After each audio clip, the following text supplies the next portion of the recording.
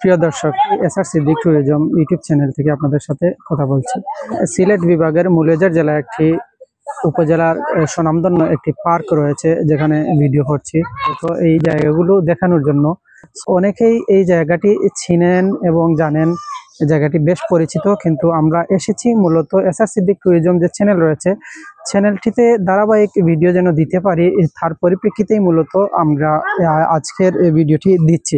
Video সম্পূর্ণ দেখবেন, এগুলো ধারাবাহিকভাবে প্রকাশ হবে। যে ছোট জায়গা হলেও অনেক ব্যতিক্রমী বিষয় রয়েছে, যেগুলো আপনাদের সামনে তুলে ধরা হবে। যদিও সম্পূর্ণ জায়গাটি রয়েছে, সব জায়গা যদি রেকর্ড করা হয় তাহলে অনেক সময় লাগতে পারে। সেজন্য আমরা হয়তো এখানে সম্পূর্ণ ভিডিও ধারণ করতে হয়তো আমাদের হাতে সময় কম রয়েছে, এবং একটা জায়গার যদি বেশি ইনফরমেশন দেওয়া হয়, বিশেষ করে সিনারি তুলে ধরা হয়, তাহলে হয়তো অনেকেই বিরক্ত হতে পারেন। সেজন্য এইরকম ভিডিও দেওয়া হয় না। তারপরেও আমরা জায়গাটি মূলত এগুলো তুলে ধরছি।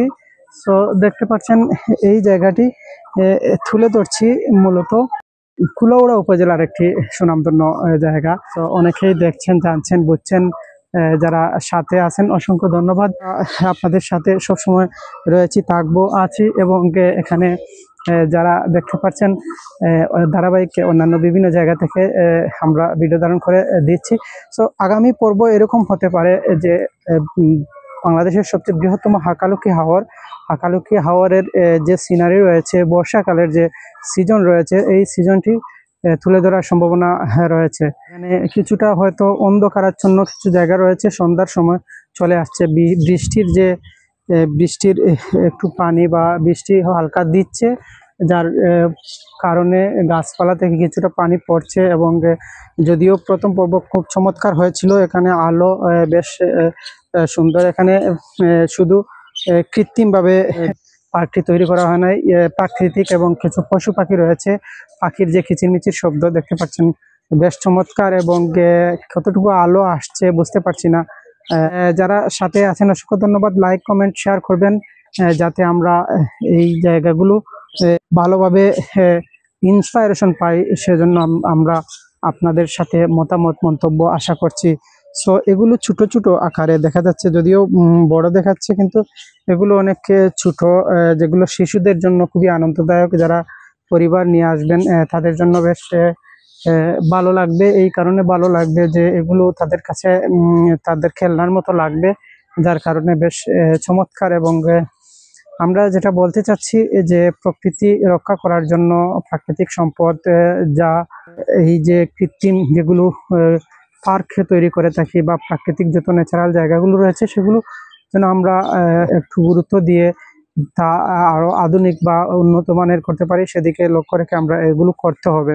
আমরা আসার কারণে আমরা রিল্যাক্সে ভিডিও ধারণ করতে পারছি, যার কারণে প্রাইভেসির একটা বিষয় রয়েছে। অনেক মহিলা বা যারা পর্যটক থাকেন, তাদের হয়তো কিছুটা বিব্রতকর বোধ করতে পারেন। সেজন্য আমরা মূলত এই পরিবেশে আসছি। সো এখানে দেখতে পাচ্ছেন আমরা যে জায়গাগুলো, এগুলো প্রত্যেকের বাসা বাড়িতে বা বাড়ির সামনে যদি রাখা যায়, দোলনার যে পরিবেশ, জানি না ওখানে কতটুকু দেখা যাচ্ছে, তারপরে বুঝতে পারছি না।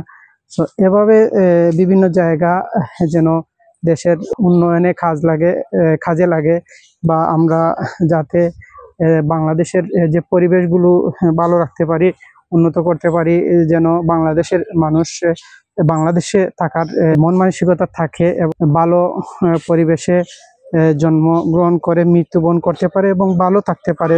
স্বাস্থ্যগত অবস্থা বা অন্যান্য অনেক বিষয় রয়েছে, সেগুলো যেন সরকারি এবং বেসরকারিভাবে আমরা অবদান রাখতে পারি। এখানে দেখতে পাচ্ছেন খুব সুন্দর খরগোশ, খুব সম্ভবত, যদিও আমরা খরগোশকে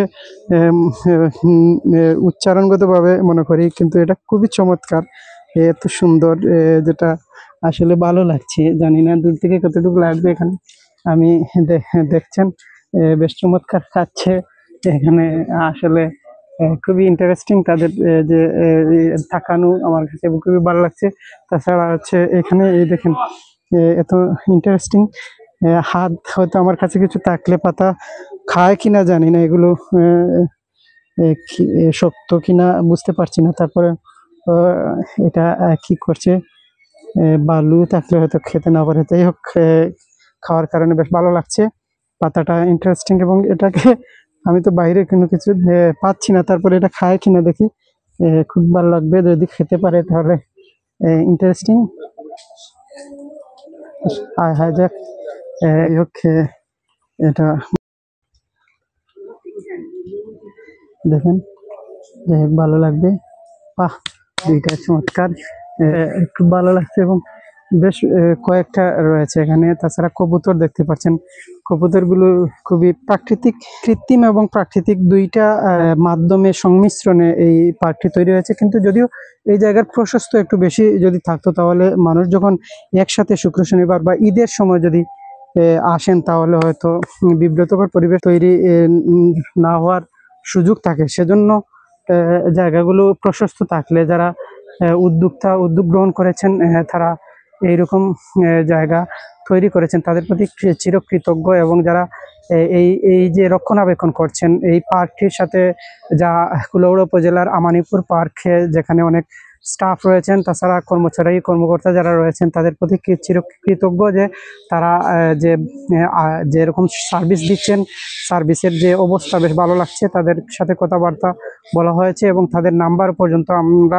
রেখেছি, যাতে কোনো প্রয়োজন হলে আমরা এখানে যোগাযোগ করতে পারি। এবং আমরা এই যে ব্লগস তৈরি করছি, ব্লগস তৈরির পরিপ্রেক্ষিতে তারা আমাদের নাম্বার পর্যন্ত সংগ্রহ করেছেন।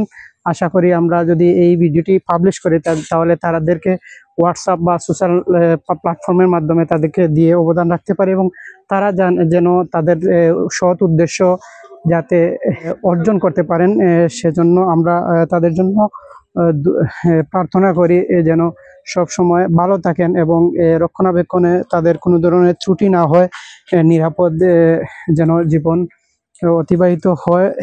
সেজন্য আমরা তাদের প্রতি সর্বদা সচেষ্ট থাকব এবং তাদের সহযোগিতা করব। পাশাপাশি আমরাও তাদের কাছে সহযোগিতা চাচ্ছি, যাতে এই যে জায়গাগুলো রয়েছে, জায়গাটি যেন আরো প্রশস্ত যদিও না হয়, যেন তাদের জন্য যেন এই যে কুলাউড়া টু রবিরবাজার যে রোড রয়েছে, সেই রোড তো ডে বাই ডে হয়তো প্রশস্ত হবে, যার কারণে প্রশস্ত হওয়ার ফলে দেখা যাবে যে ভিতরের যে গলি রয়েছে মেইন রোড থেকে, সেই রোড থেকে যখন ভিতরে গলিয়ে আসবে, তখন ওই গলিটা বড় না হলে, অর্থাৎ ভিতরের যে রাস্তা রয়েছে ছোট, এই রাস্তাটি মূলত প্রশস্ত হওয়ার প্রয়োজন রয়েছে।